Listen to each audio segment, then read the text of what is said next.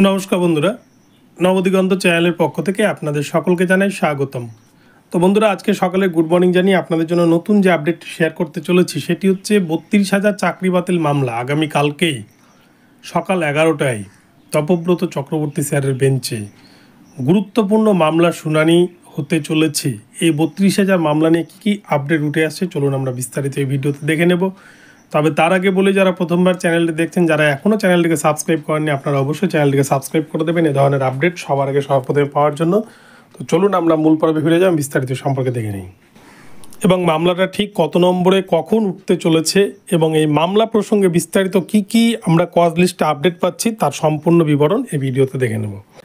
তো দেখুন বন্ধুরা, আমরা কলকাতা হাইকোর্টের অ্যাপলেট সাইটে প্রবেশ করেছি। এখানটায় কিন্তু প্রথমেই দেখুন ডেইলি কজ লিস্ট লেখা রয়েছে ফর মানডে 23 জুন 2025, 23 জুন 2025 তারিখে কোর্ট নাম্বার 11, যেটা হচ্ছে first floor main building division bench DB3, honourable justice Tapabrata Chakraborty, honourable justice Ritabrata Kumar Mitra. তো এই বেঞ্চে যে 32,000 মামলা শুনানি হচ্ছে সেই মামলার শুনানির এবার বিস্তারিত আমরা দেখে নেব। দেখুন, আগামীকালকে যে মামলাগুলি রয়েছে প্রতিটি মামলায় কিন্তু গুরুত্বপূর্ণ মামলা রয়েছে ডিভিশন বেঞ্চে। তো সেই অনুযায়ী আমরা কিন্তু দেখতে পাচ্ছি যে 11 নম্বর সিরিয়ালে যে মামলাটি রয়েছে সেটি হচ্ছে ম্যাট 873 প্রিয়াঙ্কা নস্করের সেই মামলা।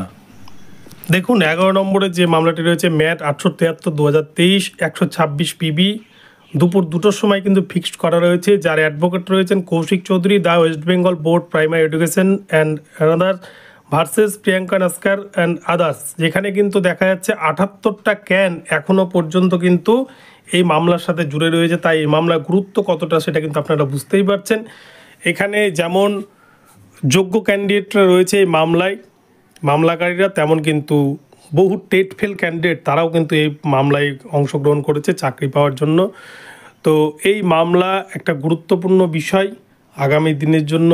আগামী দিন এই মামলা শুনানি হতে চলেছে। আমরা দেখেছি বোর্ডের পক্ষ থেকে 3 দিন সাবমিশন রাখা হয়েছিল, এবার ইন সার্ভিসদের পক্ষ থেকে সাবমিশন রাখা হবে আগামীকালকে এবং তারপরে বিচারপতি যখন নির্দেশ দেবেন তখন কিন্তু যারা বঞ্চিত চাকরি বঞ্চিত চাকরি প্রার্থী যারা প্রিয়াঙ্কা নস্কর অ্যান্ড আদার্স বা বাকি ক্যানের পক্ষ থেকে কিন্তু অ্যাডভোকেটরা বক্তব্য রাখবেন। তো আগামীকালকেই এই মামলার কোনো কনক্লুশন আসার সম্ভাবনা নেই। এই মামলার কিন্তু এখনও বেশ কিছুদিন সময় লাগবে এই মামলার একটা ফাইনাল জাজমেন্টে আসতে। তো SSC মামলার ক্ষেত্রে ঠিক আমরা যেমন দীর্ঘদিন অপেক্ষা করেছিলাম, আমরা যেমন দীর্ঘদিন অপেক্ষার পর SSC মামলার রেজাল্ট পেয়েছি, ঠিক এই মামলাতেও কিন্তু খুব গুরুত্বর সহায়তায় মামলাটি শুনানি করছেন তপব্রত চক্রবর্তী স্যার। তো এখন এখানেই রইল ভিডিওটি ভালো লাগলে চ্যানেলটিকে সাবস্ক্রাইব করে দেবেন। দেখা হচ্ছে পরবর্তী ভিডিওতে। সকলে ভালো থাকবেন, ধন্যবাদ।